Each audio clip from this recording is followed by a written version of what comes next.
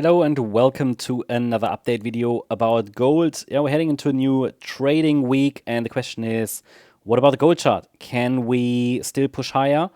Is a top already in? And as you know, my thesis is that we are very, very close to a substantial price top.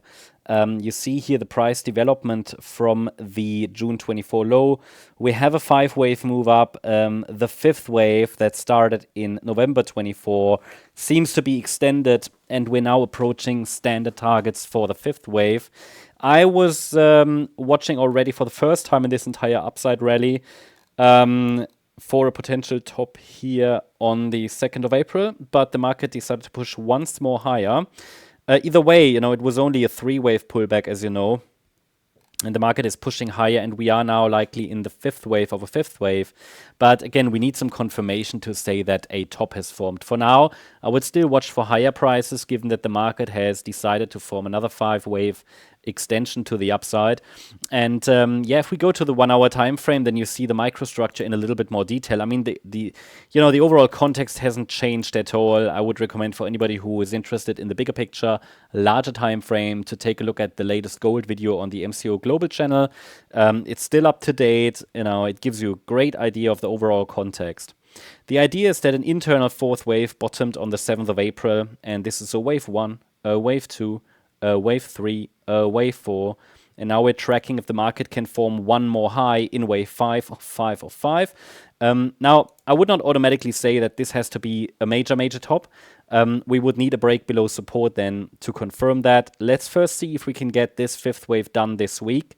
What shouldn't happen in this scenario now is a break below this low, well, actually this low that formed on Tuesday. That's located around 3,230. Oops, 1 second. So any break below that low could be an indication that a market top has already formed. For now, this looks to me more like a 3-wave move up from the 14th of April low, which means one more high is a plausible interpretation. Upside targets, $3,403 to $3,457 in wave 5 of 5 of 5. So please consider that this zone could be reached. And important would be to understand that I think this last pullback seems to be a 3-wave move down. And what we also want to do is we want to add Fibonacci support here. So, like this. And we need to track levels to understand when the idea of one more high will become less probable. So I already told you about the red line. That would be black and white invalidation. But as long as the market holds this last low here that formed on Thursday, we could get one more high. And standard targets are shown 3,402 to $3,457, 61.8 extension to 78.6 extension.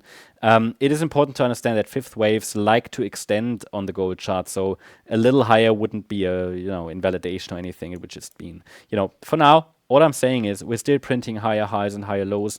One more high would be still absolutely expected in a standard 5-wave move up here. And then once we have this top complete, then again it takes a break below a swing low, possibly this one that formed on Thursday, to signal that some kind of a top is in place. If we then see substantial downside, like a first 5-wave move down that also breaks below here the 14th of April low, which is an internal 4th wave as well, just a larger degree, that would be further confirmation that a more substantial top has formed and that we might be targeting sort of the $2,500 to $2,600 region. But let's first see if we can push a little higher this week. That's the update next week. That's the update about gold. Hope you liked the update.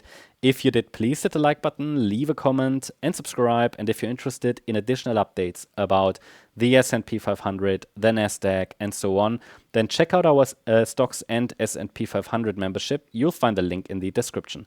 Thank you very much. Bye-bye.